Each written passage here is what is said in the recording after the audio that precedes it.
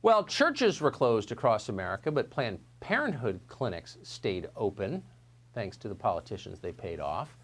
Abortions were critical infrastructure in the view of so many governors. Gretchen Whitmer made that point explicitly.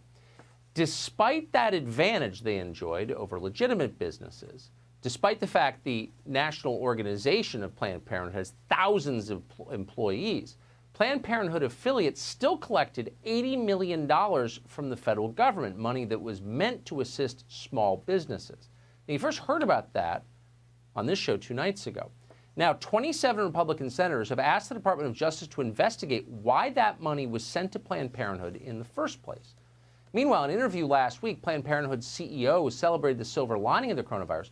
Not only the old dying, but so are the young, thanks to more telemedicine abortions.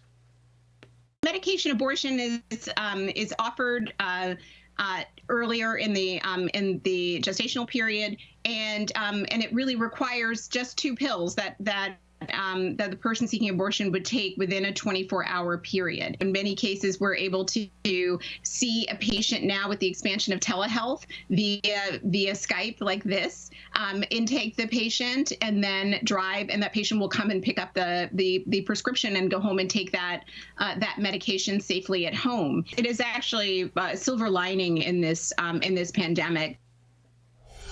Silver lining. Just when you thought our professional class couldn't get more ghoulish or anti-human, they do. Katie Pavlich is an editor at Town Hall. Happy to have her on tonight.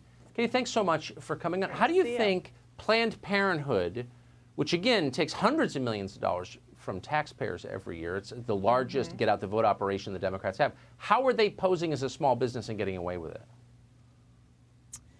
Well, Tucker, not only do they get $500 million plus from taxpayers every year, they also have $600 million plus that come in from private donations every year, $2 billion in assets and $2 billion in revenue, with hundreds of millions of dollars left over for things like this. And when you look at the details of these affiliates, dozens of them who've applied for this small business funding, the main umbrella organization of Planned Parenthood is saying, well, we didn't apply as a big organization, but these smaller organizations that are affiliated with us applied because they should be eligible given the small number of employees. And so that's the way that they are justifying it. And the vice president of governmental affairs is saying that the SBA, which is asking these affiliates to give the money back, that this is an unrelenting attack on abortion rights. But they also argue, these affiliates, that the money was being used to save employee paychecks. Well, if it was about saving employee paychecks, then why is she making the argument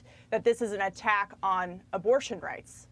Well, that's a very good point. But so what you're saying is it would be like if the Apple store in Georgetown or Midtown Manhattan applied for a small business loan on the grounds they're a small business because they only have 80 employees. Right. Right, but then, the Apple headquarters in California did not apply because they have thousands of employees and lots of resources. But the Planned Parenthood Action Fund came out with a statement early on when the CARES Act was first passed that said Planned Parenthood is not eligible for this. So the question that the senators have for the Justice Department to look into is whether these applications were made in a valid, non-fraudulent way. Why is it that some affiliates under Planned Parenthood, who should be receiving plenty of money from this massive organization, were getting taxpayer money, and will they be forced to give it back given the vast majority of resources that they have? Well, that's exactly right. It does sound like fraud. I agree with you on that. Katie Pavlich, thank you for that. Good to see you. Good to see you, Tucker.